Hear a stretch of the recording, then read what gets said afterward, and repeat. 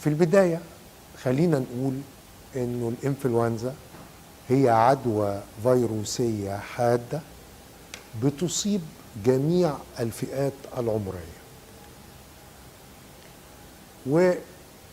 والحقيقة إنه هذه العدوى الفيروسية بتنتشر بسهولة بين البشر، وبتتراوح الإصابة ما بين إصابة بسيطة إلى إصابة حادة. ومعظم الناس الذين يصابوا بالإنفلونزا يتعافون في غضون أيام، ولكن هناك بعض الفئات قد تتطور عندهم الإصابة وقد تؤدي إلى مضاعفات خطيرة،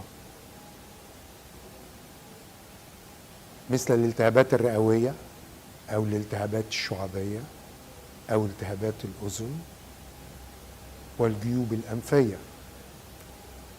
وبعض هذه المضاعفات قد يهدد الحياة ويؤدي إلى الوفاة. أفضل طريقة للوقاية للإنفلونزا الموسمية هي تعاطي لقاح الإنفلونزا الموسمية بصفة سنوية. إذن أفضل ما نراهن عليه للوقاية من الإنفلونزا هو تعاطي لقاح الإنفلونزا الموسمية. ليست فقط ستؤدي إلى حماية الفرد من الإصابة بالإنفلونزا، ولكنها أيضا ستؤدي إلى حماية المجتمع والآخرين المحيطين به، وخصوصا إذا كانوا من أصحاب الأمراض المزمنة أو كبار السن.